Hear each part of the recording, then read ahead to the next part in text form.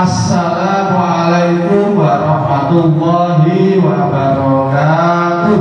Waalaikumsalam warahmatullahi wabarakatuh. Halo. Hai. Bagaimana kabar kalian hari ini? Alhamdulillah, luar biasa. Allahu Akbar. Ya. Baik, anak-anak, seperti biasanya sebelum pelajaran kita mulai, mari kita berdoa terlebih dahulu. Yang memimpin doa adalah Pak Guru. Ya, berdoa bersama-sama. Berdoa mulai.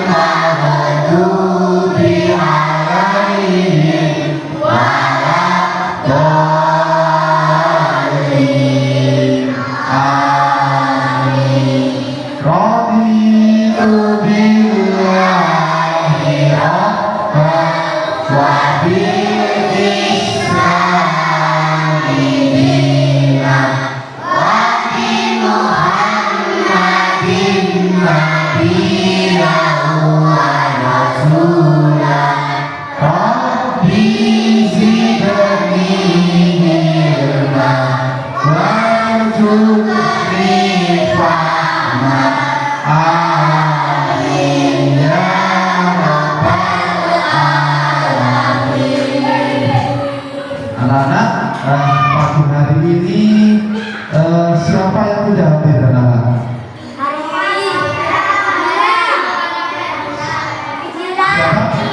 Vidira, ya, tadi izin sakit sama Novel Novel, ya, Novel Novel sudah izin sakit.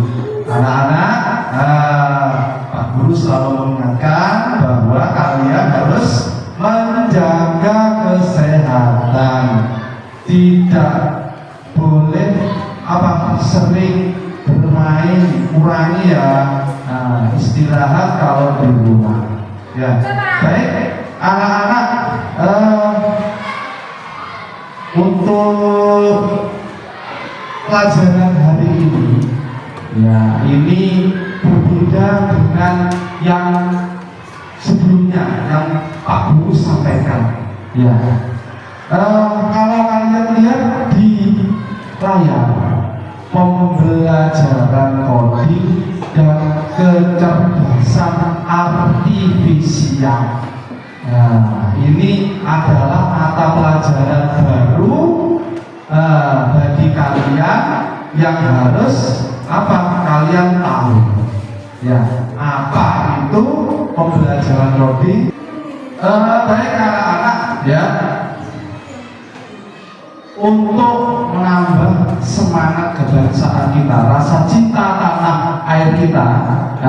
Mari kita menyanyikan lagu 17 Agustus karena ini masih dalam suasana Agustusan. Ya, mari bersama-sama menyanyi Lihat di layar semua anak.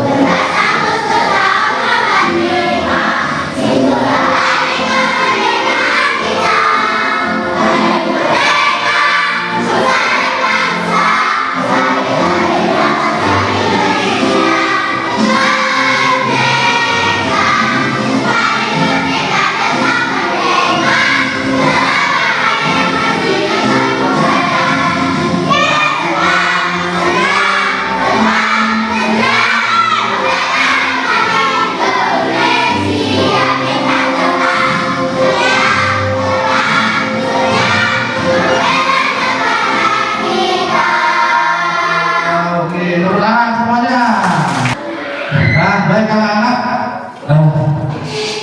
materi kita pada hari ini adalah pembelajaran coding dan kecerdasan artifisial. Nah, adapun tujuan pembelajaran pada pagi hari ini, yang pertama adalah siswa mampu memahami apa itu kecerdasan buatan atau kecerdasan artifisial. Yang kedua, siswa mampu memahami konsep dasar berpikir komputasional. Yang ketiga, siswa mampu menerapkan berpikir komputasional dalam kehidupan sehari-hari. Nah, itu tujuan pelajaran kita. Nah, baik anak-anak, kembali lagi masih lihat di layar LCD. Nah,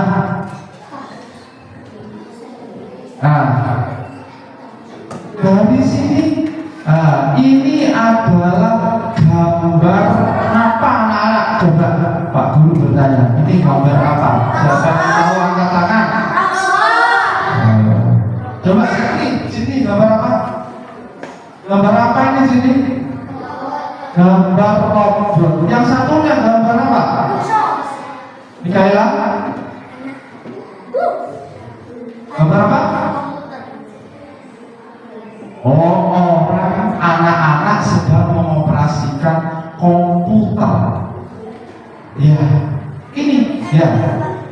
Yang pertama, kamu lihat gambar robot. Pernah melihat robot? Di mana melihat robot? Di mana? Di televisi. Ya, melihat langsung nggak pernah. Robot itu menurut kalian bagaimana? Robot itu pintar, ya, pintar, bisa meniru apa? Gerakan atau tingkah perilaku dari manusia.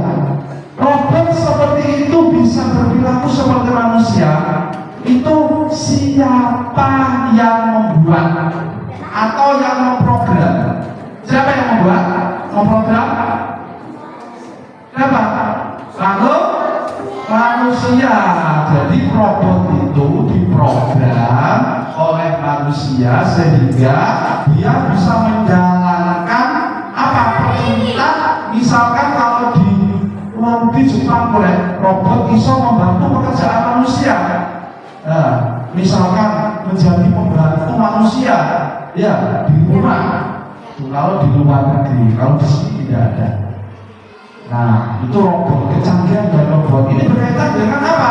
AI, artificial intelligence, kecerdasan buatan. Nah, yang kita sampaikan pada pagi hari ini. Terus yang selanjutnya, gambarnya apa tadi? Anak sedang apa?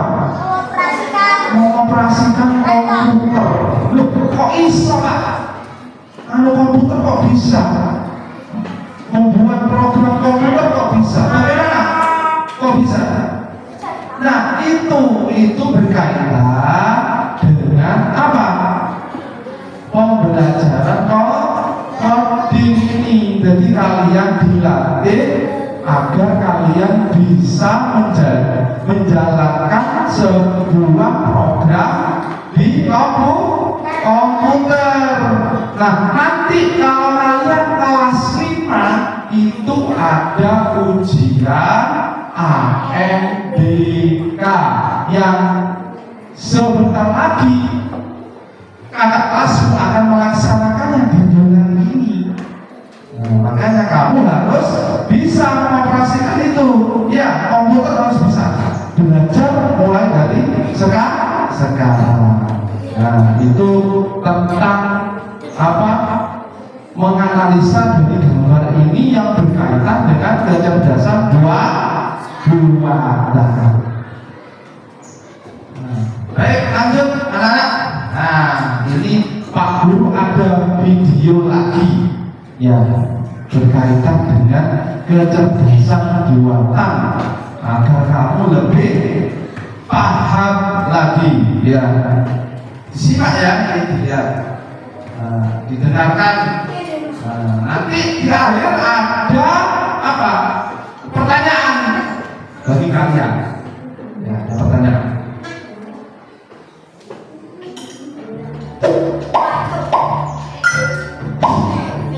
Apa hal pertama yang muncul di pikiranmu ketika mendengar kata AI atau kecerdasan buatan?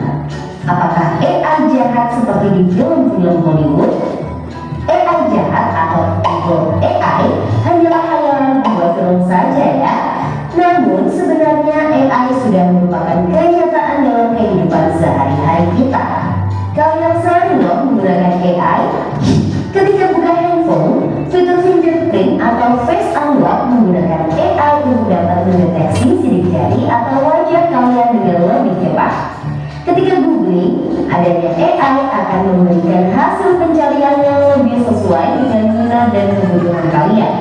AI juga banyak digunakan pada berbagai aplikasi loh. Contohnya fitur deepfake pada Facebook yang mampu mengenali wajah yang ada di dalam foto. Filter foto juga menggunakan AI agar dapat menyesuaikan dengan bentuk wajah. Kalau kalian terbiasa nonton atau ya, ini Pak Guru jelaskan dari video ini. Ya, di sini anak-anak punya HP semua ya di rumah. HP-nya itu digunakan untuk apa? Untuk siapa yang menggunakan untuk belajar? Yang digunakan untuk menonton video. Nonton video. Yang digunakan untuk bermain game. Waduh, ini yang laki-laki nih bermain game. Apa game kesukaannya?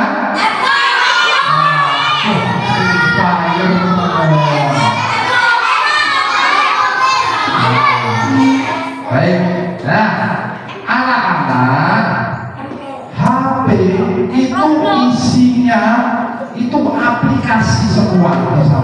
Aplikasi itu berkaitan dengan AI atau sering kamu gunakan contohnya menonton YouTube.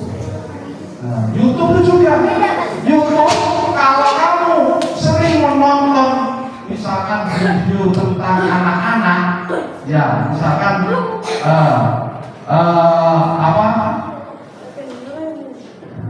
menonton lagu-lagu anak-anak. Nah, itu nanti kalau kamu melihat lagi, maka riwayatnya itu akan keluar di situ. Ya, apa yang kamu tonton dari video itu akan keluar, direkomendasikan oleh YouTube itu. Nah, terus lagi, apalagi yang menggunakan fitur AI, apalagi TikTok. Siapa sih sering menggunakan TikTok? Ya apa? Contohnya apa? Contohnya apa? Penggunaan filter gambar. Orang yang kulitnya hitam bisa menjadi putih. Ya, itu dari fitur filter di sebuah aplikasi TikTok. Itu ada. Nah, jadi aplikasi itu tidak menjamin dari penampakan dari wajah seseorang yang sebenarnya. Lanjut videonya. Misalnya akan muncul rekomendasi konten yang enggak jauh-jauh dari K-pop juga. Bukan hanya di media sosial, rekomendasi musik atau film di aplikasi streaming, iklan produk pada e-commerce, rekomendasi dari virtual assistant seperti Google Assistant atau Siri juga menggunakan AI untuk mempelajari dan menyesuaikan dengan aktivitas yang biasa kalian lakukan. AI juga ada pada ini lagi. Di HP itu ada, kalau kamu buka Google, ya di situ ada fitur di situ, fitur gambarnya mikrofon, ya. Apa itu digunakan untuk apa? Fitur yang menggunakan perintah suara. Jadi kamu misalkan mencari jawaban dari sebuah pertanyaan, ya misalkan tentang fotosintesis, ya kamu tinggal ngomong saja, ya tumbuhan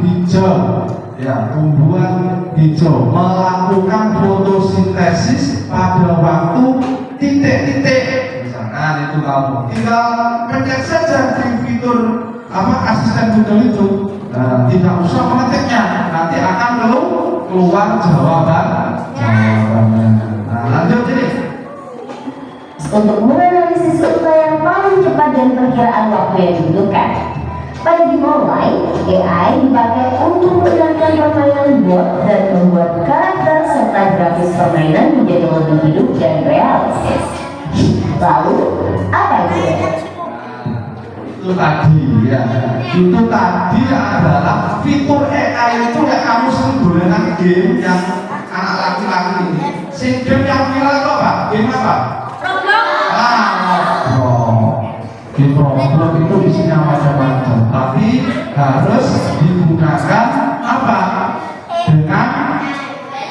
dengan benar, tidak boleh digunakan karena di situ ada yang tidak pantas untuk dimainkan bagi anak-anak. Terlalu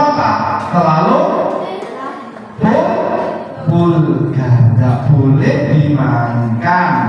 Itu tentang karakter dari game itu menggunakan kecerdasan buatan. AI atau artificial intelligence atau kecerdasan buatan adalah sistem yang memungkinkan mesin atau komputer untuk berpikir, belajar, dan melakukan tugas seperti manusia. Istilah AI muncul pada tahun 1956 dalam konferensi Dartmouth yang diinisiasi oleh John McCarthy, seorang ilmuwan komputer asal Amerika Serikat. Di antaranya ada 4 prinsip dasar pada AI, yaitu searching, reasoning, planning, dan learning.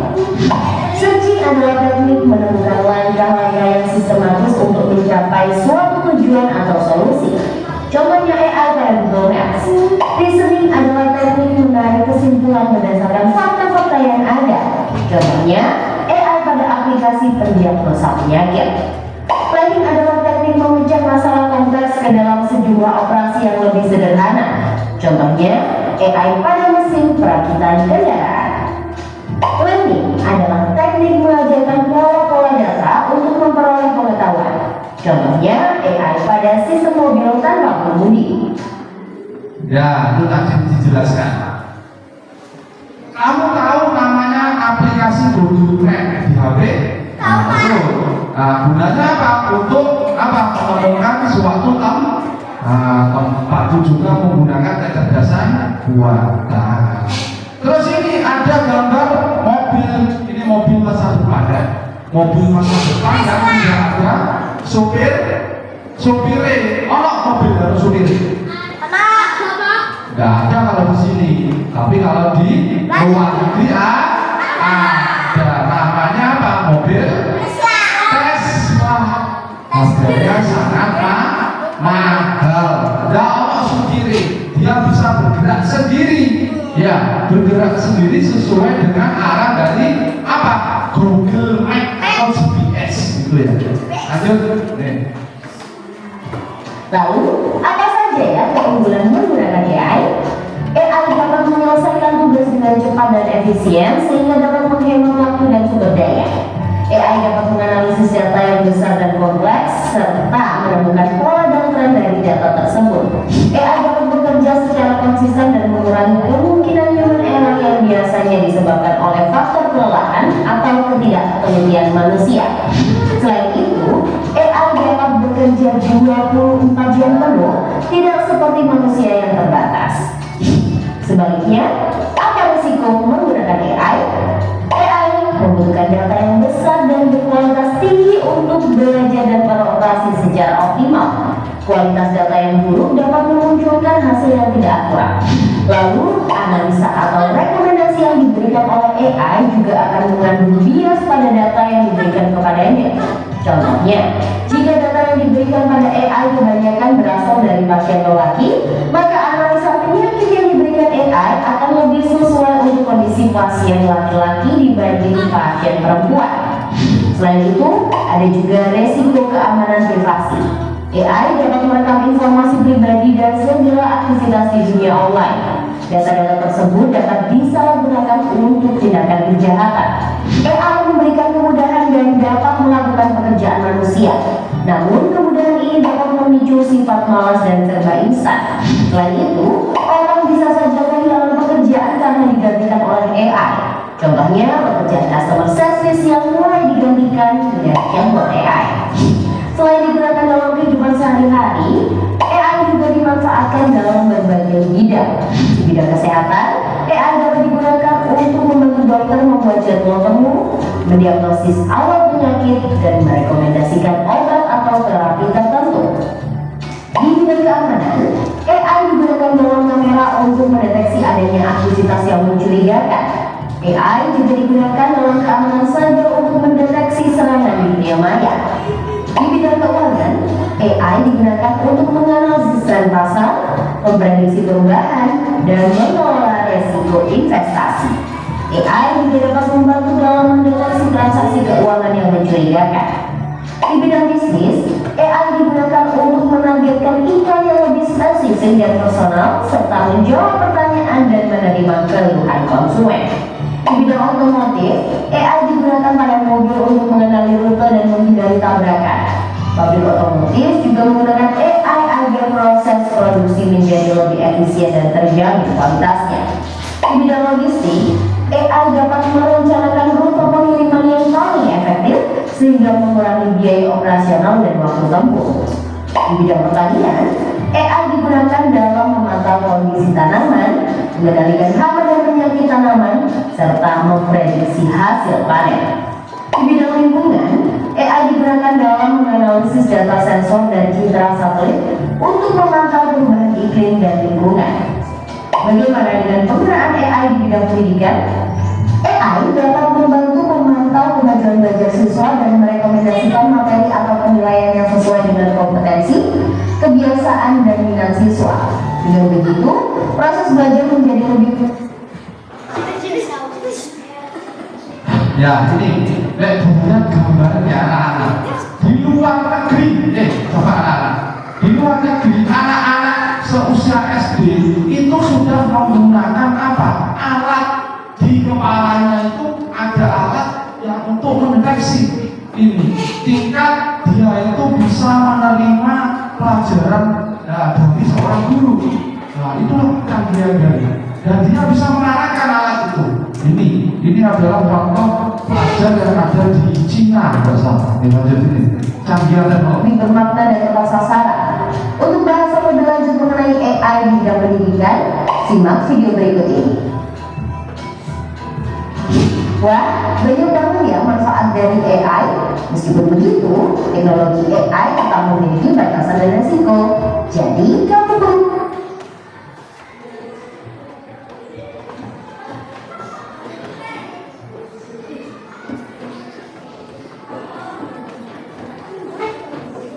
baik anak-anak itu nanti tentang kecerdasan buatan atau AI. Ya, diharapkan kalian apa? Sudah punya angan-angan, sudah punya gambaran. Oh ini loh kecerdasan buatan atau artificial intelligence. Nah, di antaranya, perhatikan kecerdasan buatan itu merujuk pada kemampuan mesin untuk meniru perilaku manusia seperti pembelajaran, pemecahan masalah, dan pengambilan keputusan. Juga AI dapat berubah sistem yang dirancang untuk menganalisis data, memahami pola, dan membuat prediksi atau keputusan otomatis tanpa campur tangan manusia. Itu tentang kecerdasan buatan. Nah, lanjut anak-anak. Kita sebelum menginjak ke materi berpikir komputasional yang akan kita sampaikan oleh Pak Guru pada pagi hari ini. Nah, di sini ada pertanyaan. Perhatikan semuanya. Perhatikan ya. Ini ada masalah. Kamu pasti ada masalah. Ya. Permasalahan. Apa yang harus dilakukan jika besok akan berangkat ke sekolah? Coba. Kamu lakukan mau berangkat ke sekolah besok, itu kira-kira itu apa yang harus dilakukan malam harinya? Apa yang bisa dijelaskan? Apa? Menyiapkan buku. Ya. Terus apa lagi? Mengerjakan PR. Belajar. Menyiapkan baju. Ya. Terus sebelum berangkat sekolah apa yang dilakukan? Makan dulu apa mandi dulu? Mandi. Setelah mandi apa? Sarapan. Setelah sarapan berangkat ke sekolah. Itu tahapannya. Anak-anak yang kamu laksanakan itu adalah contoh berpikir komputasional. Nah, yang kedua ini ada permasalahan lagi. Apa yang harus disiapkan jika kalian mau pergi rekreasi? Apa? Pertama, menyiapkan bajunya. Apa nih? Menyiapkan bekalnya. Ya, makanannya. Jangan lupa sarungnya. Apalagi? Mandi, lalu apa nih? Bawa sisir, ya. Apa lagi? Ya, peralatan. Untuk apa? Rekreasi. Ya, kemudian apa? Berangkat rekreasi. Itu adalah contoh berpikir komputasional. Ya. Baik, ini lanjut. Selanjutnya, ya ini materi kita adalah anak-anak berpikir komputasional. Simak video ini lagi biar kamu paham. Nanti dijelaskan sama Pak Guru.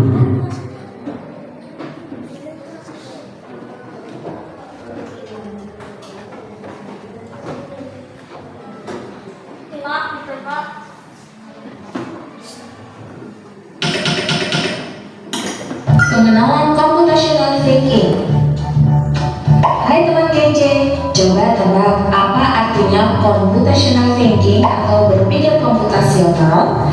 Adakah yang bermata jeli dan melihat kata komputasional di sini? Jadi mungkin ada hubungannya dengan komputer ya? Iya, betul sekali. Jempol buat kamu yang sudah menebak dengan benar. Berpikir komputasional adalah proses berpikir untuk menyelesaikan masalah dengan efektif dan efisien. Dalam ilmu komputer, proses berpikir ini dilakukan sebelum mulai menulis coding atau pemrograman. Jika sudah direncanakan dengan baik, maka coding yang ditulis akan sesuai dengan kebutuhan dan dapat diselesaikan dengan cepat dan tepat. Tapi ternyata berpikir komputasional juga bisa dilakukan tanpa komputer dan tanpa internet loh.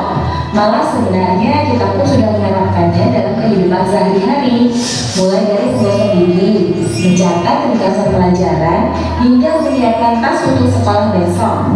Wah, kalau kita sudah bisa menerapkannya setiap hari, berarti kita semua sudah mahir dong. Belum tentu. Contoh-contoh tadi kan menerapkan berpikir komputasional pada masalah yang sederhana.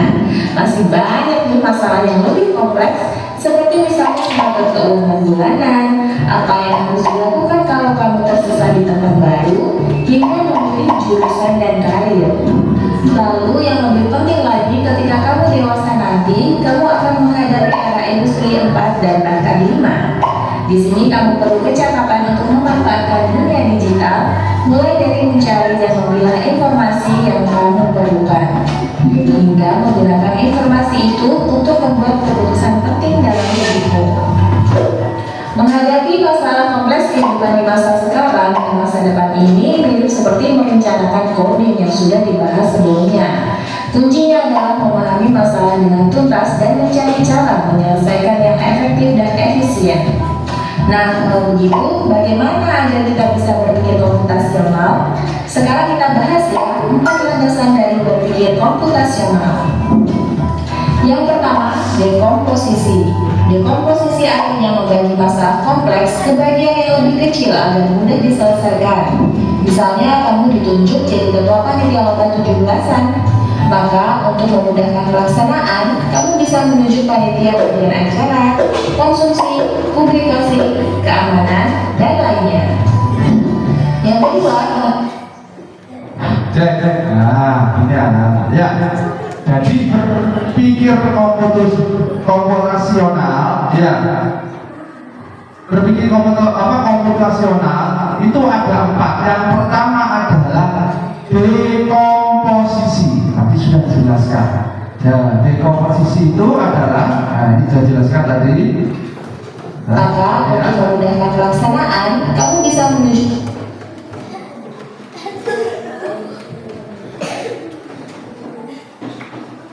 Nah ini ya, membagi masalah kompleks menjadi bagian yang kecil-kecil seperti tadi itu.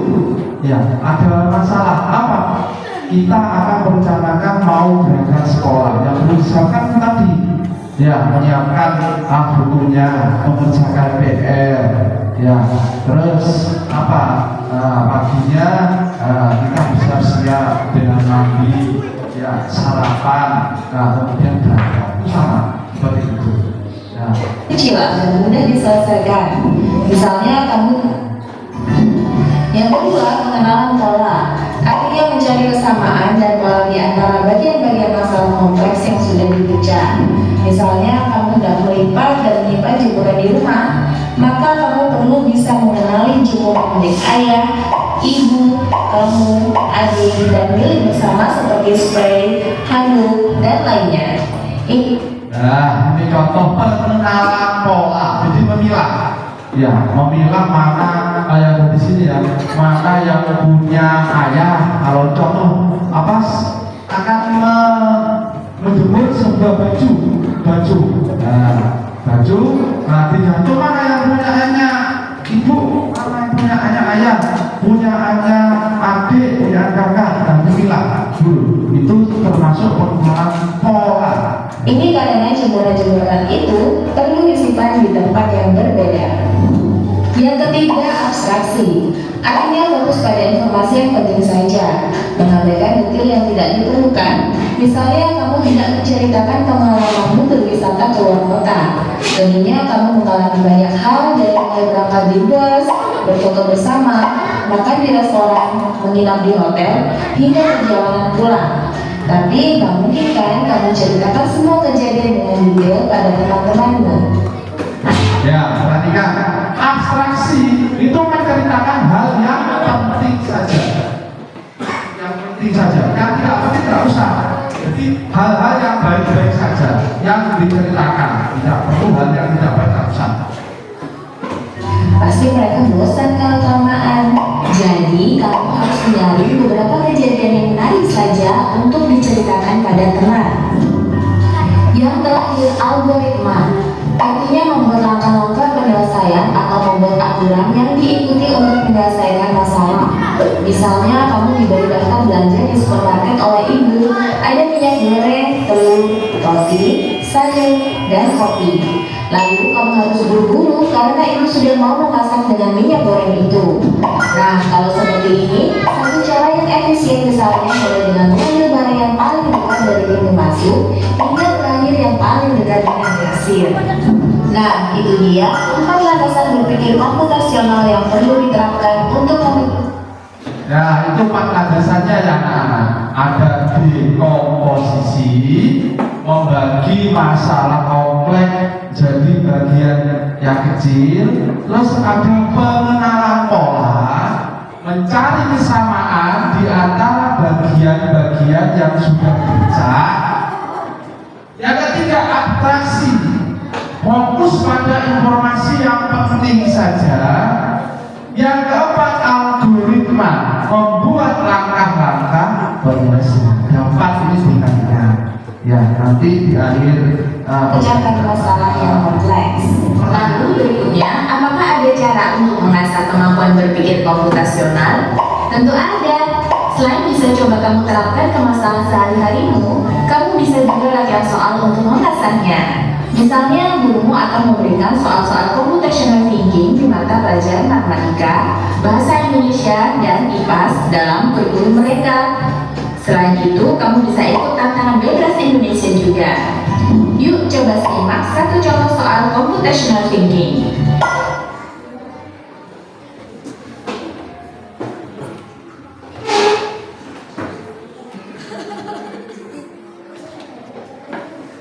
itu baik anak-anak, itu adalah tentang berpikir komputasional. Ya. Baik, lanjut. Nah, ini penjelasannya. Ya. Berpikir komputasional adalah cara berpikir dengan menguraikan suatu masalah. Masalah itu diurai agar bisa diselesaikan. Ya. Dari beberapa bagian yang sederhana, beberapa bagian atau dekomposisi, kemudian menemukan pola dari masalah tersebut atau pengenalan polanya tadi, dan menyusun langkah-langkahnya atau abstraksinya. Terus yang terakhir mencari solusi dari masalah tersebut atau algoritma. Ada apa? Ya. Nah, lanjut. Ini ada lagi ya.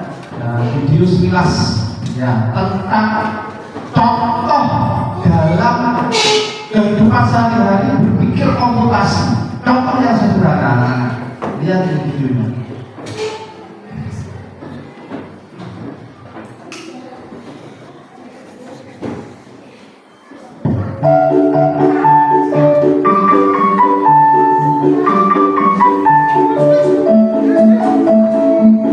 Berpikir komputasi merupakan cara berpikir dengan menguraikan satu masalah menjadi beberapa bagian yang sederhana, menemukan pola dari masalah tersebut, serta menyusun langkah-langkah solusi mengatasi masalah tersebut. Dekomposisi adalah memecah suatu masalah menjadi beberapa sub-masalah yang lebih kecil.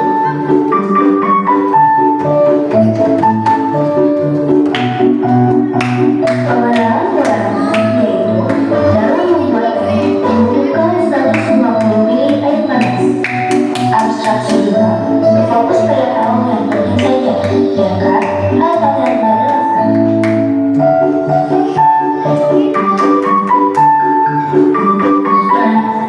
Ya, itu adalah contoh kamu akan apa? Membuat teh apa yang harus kamu siapkan lek kate gawe teh? Gampang.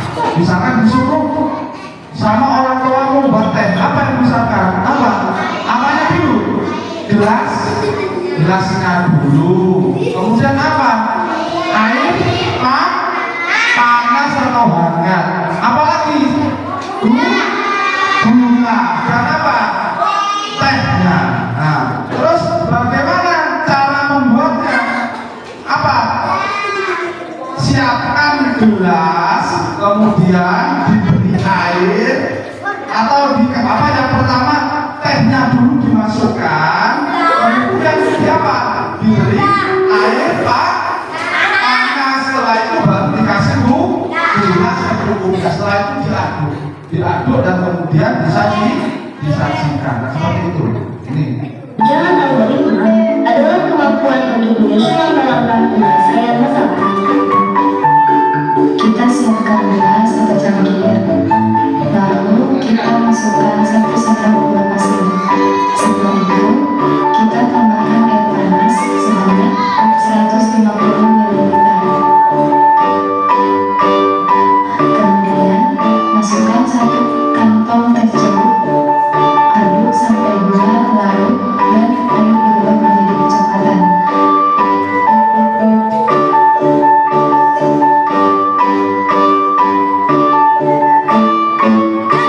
Dan teh hangat pun siap untuk diminum. Thanks for watching. Jangan lupa.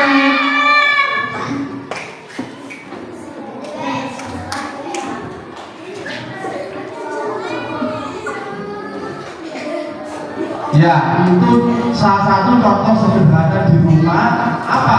Berpikir komputasi. Apa? Gawe teh. Nah, membuat teh. Ini ada lagi, video lagi. Nah, ya, selanjutnya. Perhatikan.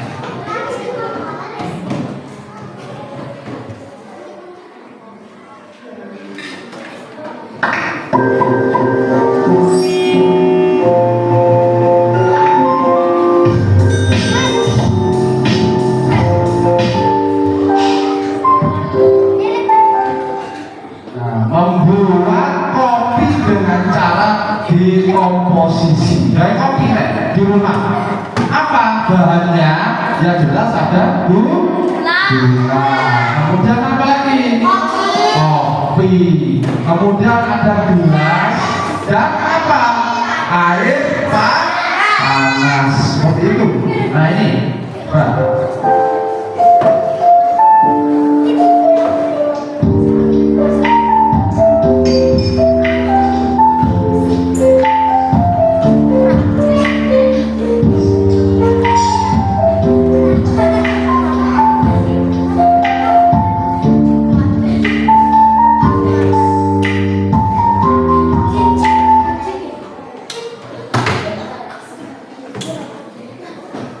Ya, itu tadi cara membuat kopi. Cara membuat kopi yang pertama apa? Menaruh gula dulu, kopinya dimasukkan, kemudian baru air panas. Ya, setelah itu di akhir diaduk. Ya, diaduk. Ya, begitu.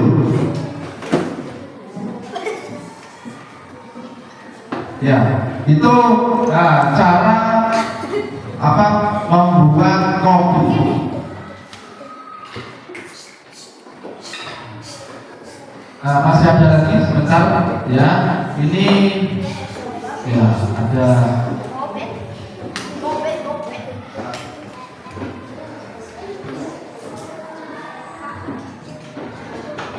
simak video. Nyalakan komputer. Pastikan seluruh. Nah, perhatikan ya, semuanya diperhatikan. Perhatikan. Nah, ini contohnya kita nanti kamu kalau melaksanakan ujian. Ya, ujian komputer ada tutorialnya. Untuk menyalakan komputer ada tutorialnya. Ya, perhatikan. Perangkat komputer sudah terpasang. Tekan tombol power pada CPU. Tunggu beberapa saat.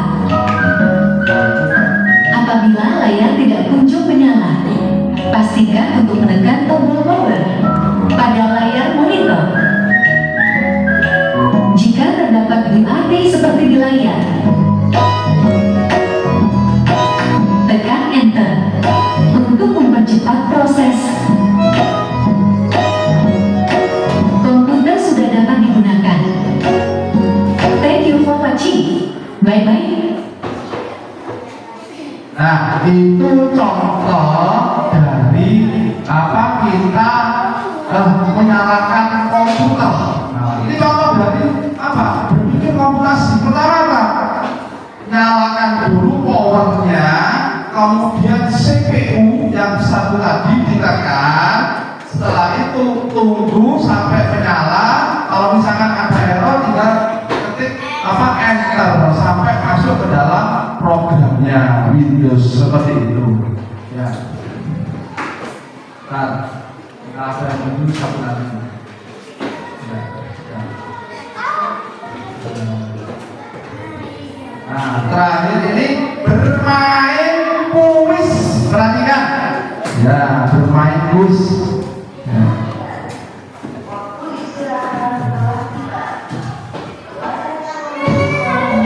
Nah, perhatikan. Kita bermain kuis bersama-sama. Lihat ke layar. Berpikir sistematis dan logis untuk memecahkan masalah seperti cara kerja komputer termasuk apa? Komputasi atau komputerisasi.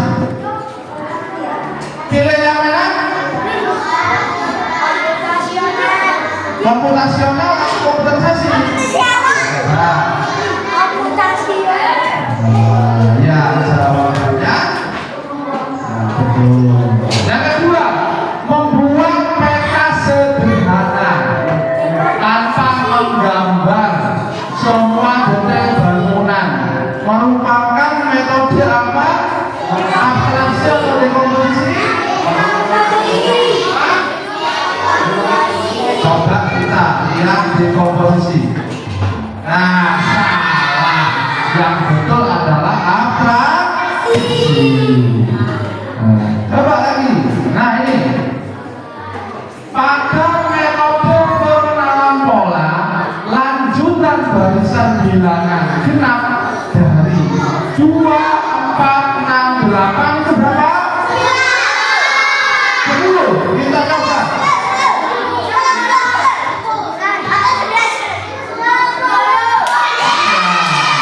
Betul. Ya, lanjut lagi. Memecahkan masalah besar menjadi bagian-bagian yang kecil yang lebih sederhana dan mudah diselesaikan merupakan metode apa? Algoritma atau dekomposisi. Ya, coba. Iya. Ya. Lanjut. Nah, lagi. Membuat langkah-langkah yang jelas dan terurut untuk menyelesaikan masalah metode. Pengenalan pola atau algoritma. Kita coba pengenalan pola. Ternyata algoritma. Lanjut. Soalnya 10 ya. Katrin Budina menentukan menu dari hari Senin sampai hari Minggu. Pembagian menu sesuai dengan metode apa? Pengenalan pola atau abstraksi? Pengenalan pola. Coba. Betul. Ya. Nomor 7. Aman memerlukan sepatu olahraga ketika di toko sepatu berjejer rak sepatu dengan barisan rapi. Arman menuju rak rusak sepatu saja. Cara berpikir Arman sesuai metode apa? Abstraksi atau algoritma? Hah? Apa? Abstraksi. Ya. Coba abstraksi.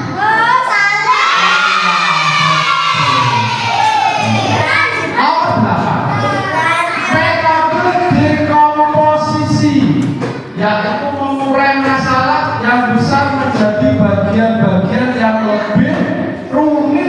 sederhana? Sederhana. Kita coba sederhana. Iya. Nomor 9. Dimulai dari mengambil mainan dan buku yang berserakan, dilanjutkan menyapu lantai lalu mengatur pakaian. Terakhir mengatur tempat tidur. Langkah-langkah di atas merupakan kegiatan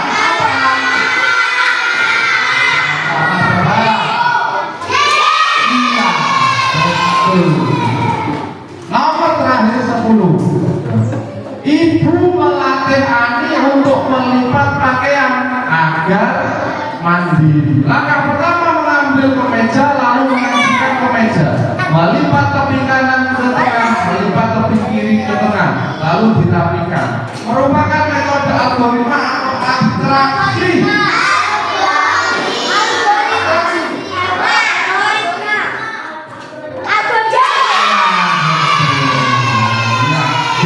Komplit berapa skornya? Kita lihat ya, skornya 8 dari soal 10, berarti salah 2. Nah Bapak, anak-anak ini ada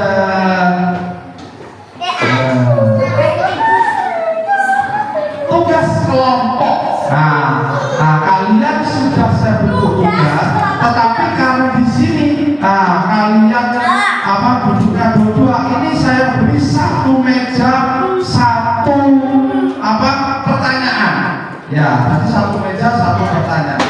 Nah, ini saya bagikan LKPD.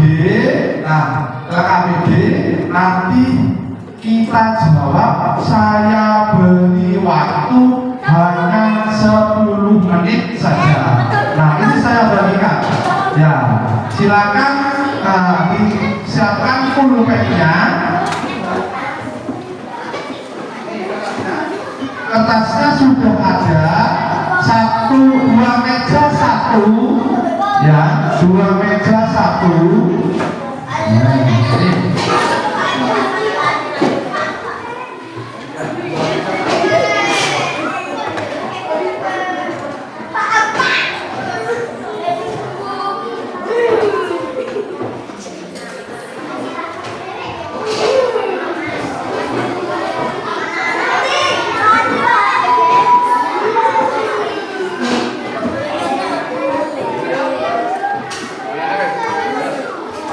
Ya, itu nanti ya.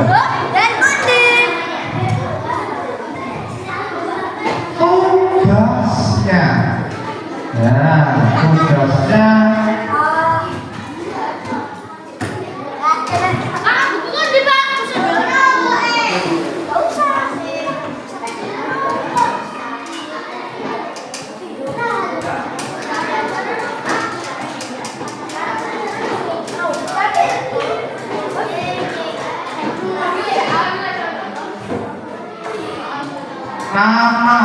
nama salah satu dari kalian. Kelasnya kelas 4A. Mata pelajarannya KKA. KKA, objek dan kecerdasan artifisial atau KKA. Mata pelajarannya KKA. Saya pandu. Pertanyaannya saya pandu. Nomor 1. Kamu perhatikan semua, ya, di situ. Kamu diminta membersihkan kamar tidur. Sebutkan langkah-langkah kecil apa saja yang bisa dilakukan agar pekerjaan lebih mudah. Saya beri rambu-rambunya. Ya, sebelum kamu membersihkan tempat tidur, kamu tidur berserakan kamar tidurmu, apa yang pertama kamu lakukan sampai kamar tidurmu jadi bersih? Langkah-langkahnya apa yang pertama? 1, misalkan contoh mengambil sampah. Yang kedua apa? Yang kedua apa? Melipat baju misalkan. Ya. Yang ketiga apa? Ya, itu saya beri rambu-rambunya. Ya. Ya. Yang kedua, soal yang nomor 2, ya, ini yang nomor 2. Seekor kucing, anjing, dan kelinci semuanya punya telinga, kaki, dan ekor. Ya, apa persamaan penting yang bisa kita ambil dari ketiga hewan itu? Apa? Kucing, anjing, ambek, kelinci. Apa persamaannya kira-kira? Ya.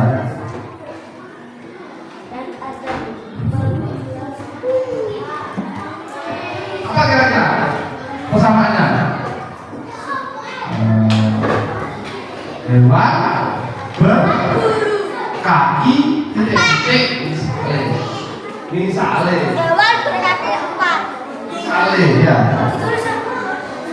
Terus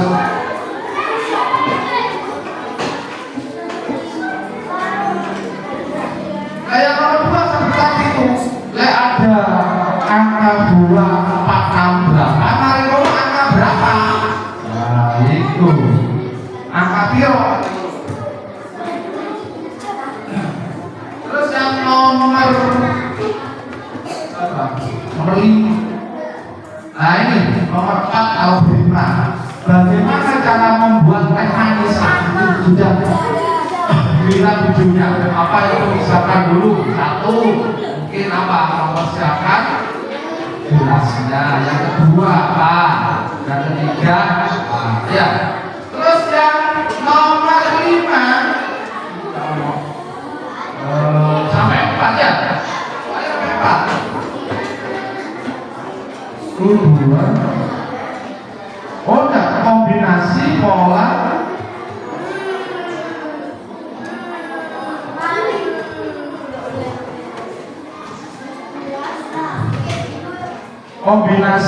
algoritma.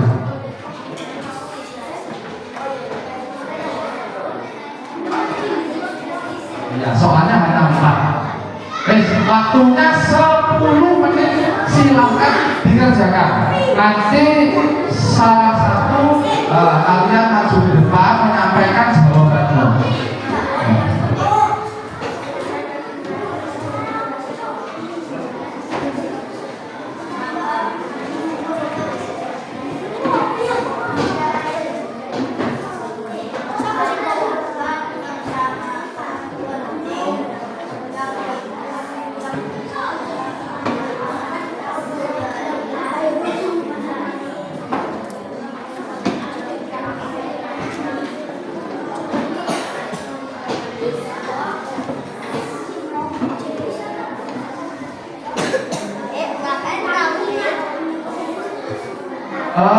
Bisa ya anak-anak ya,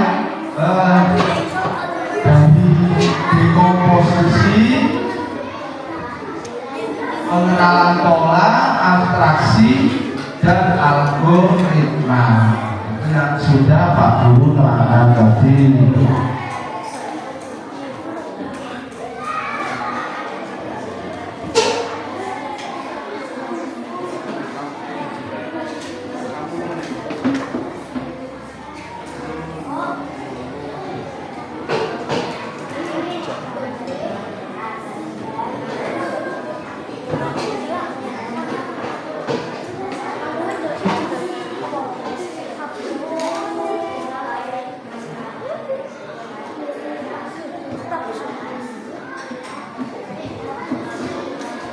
Ada yang ditanyakan? Bisa. Ini adalah soal berpikir komputasi.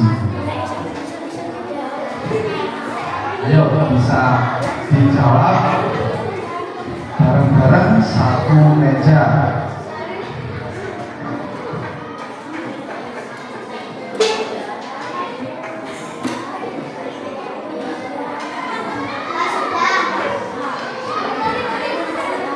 Sudah? Yang sudah siapa? Oh, sudah. Nah, saya tunggu.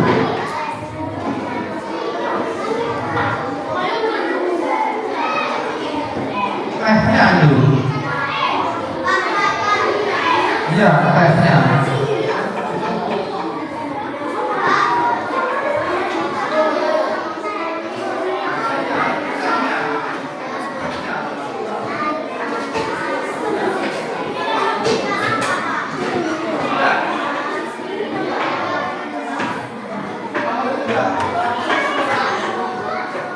Nomor 3 tadi persamaannya apa?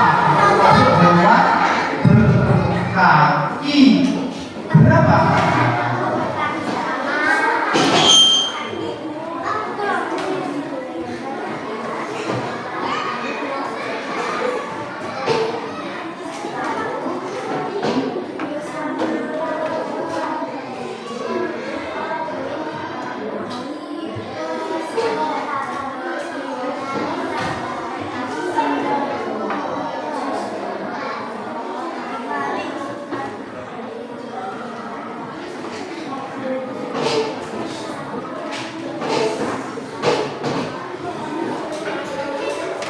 Sudah selesai?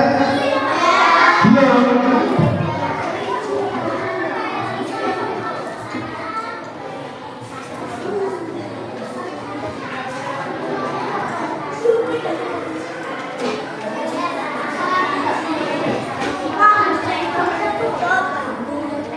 Apa?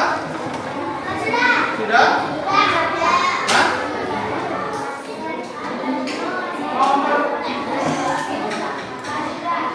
Nomor 1, kamu menyebutkan langkah-langkah kecil kayak kamu membersihkan kamarmu. Ya apa? Apa yang pertama dilakukan? Kamu sudah sampai dengan apa? Pertama, kalau ada sampah diambil sampah. Ya, misalkan mengambil sapu, kamarnya disapu. Nomor 2, lihat dari angka ini 2, 4, 6, 8. Setelah itu angka piro atau angka berapa tadi?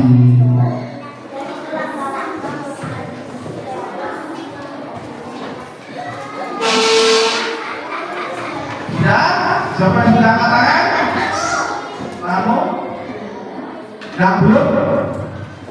Nah, coba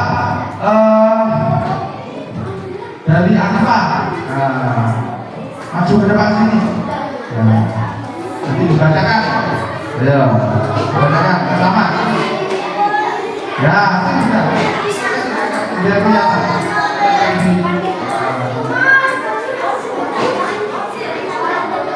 Nama. Ya.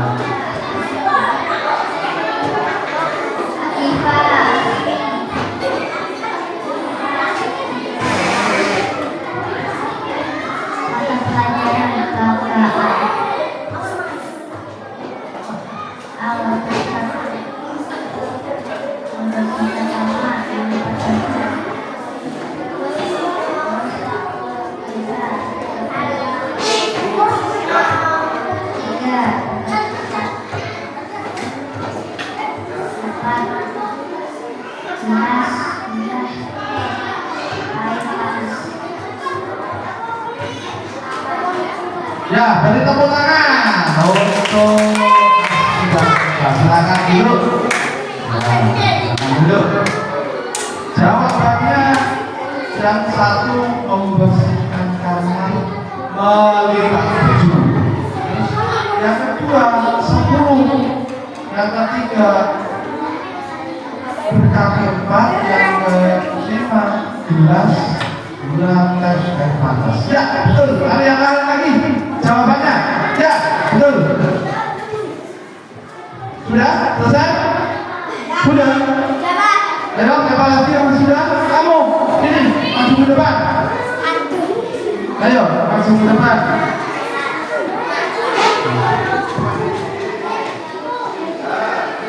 Ya, di sini. Ayo. Nah, sini.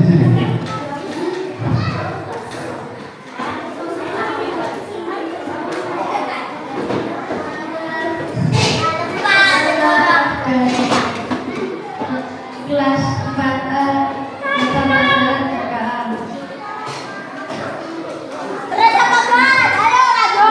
Untuk bantal merapikan spray dan mengikat Ya.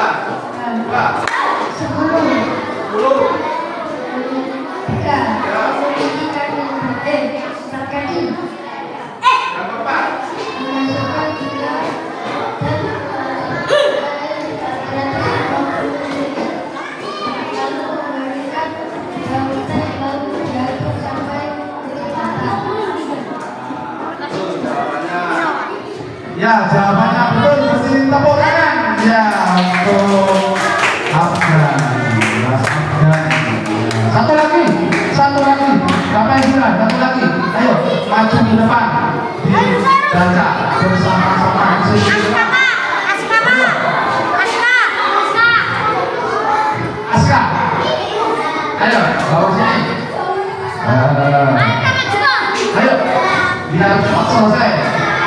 Ini, ayo.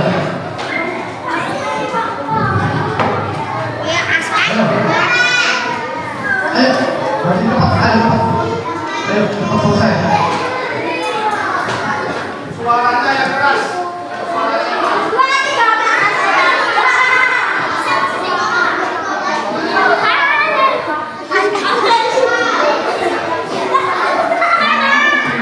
Kelas 4A untuk pelajaran KKN nomor 1 merapikan kacamata yang berserakan merapikan selimut. Nomor 2 speaker berbagi 4 gelas, kasih gula dan kasih air panas. Ya, betul jawabannya. As Aska sama Jimmy. Ya. Yang lainnya sudah? Baik, kalau sudah bisa dikumpulkan nanti Pak Guru koreksi. Ya. Nanti Pak Guru koreksi. Sudah selesai? Wes, kalau sudah saya ambil ya. Ya, yuk saya ambil. Sudah.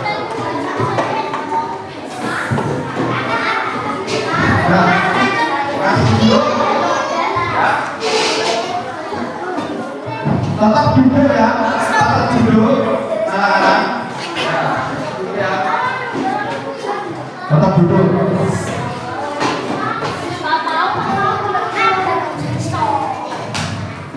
Ya, tetap duduk ya, anak-anak ya. Tetap duduk di tempatnya. Nah, kemudian, ya, belum selesai? Belum. Nah, bukan.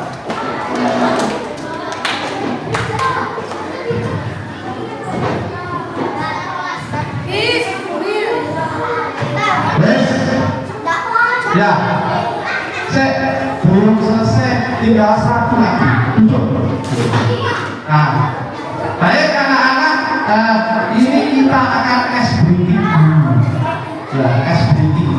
Ya, es breaking dulu anak-anak, biar kalian semangat belajar di pagi hari ini. Ya, kita es breaking dulu.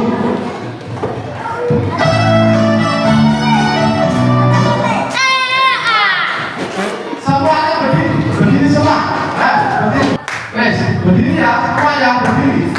Berdiri semua. Ya, ayo.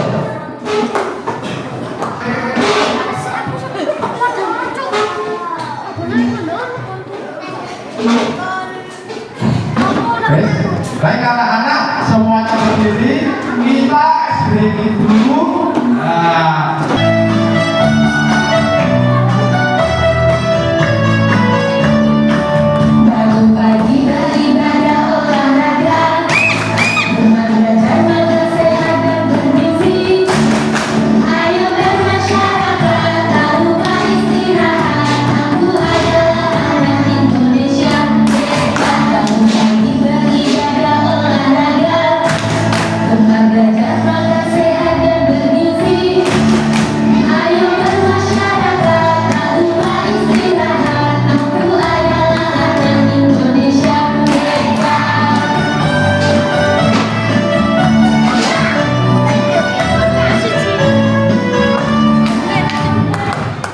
Silakan duduk kembali.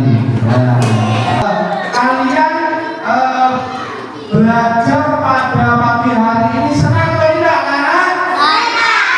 Senang ya? Gembira ya? Iya. Nah, anak-anak, pembelajaran coding ini nanti akan Pak Guru lanjutkan kembali di lain waktu. Masih ada pembelajaran lagi tentang coding. Ya, itu. Jadi nanti ada pembelajaran yang lebih seru lagi. Nah, baik anak-anak,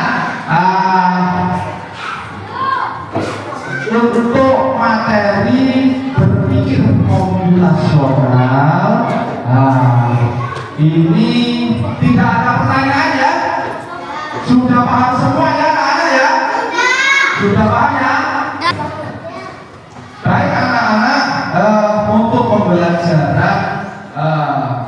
coding dan kecerdasan artifisial, berpikir komputasional.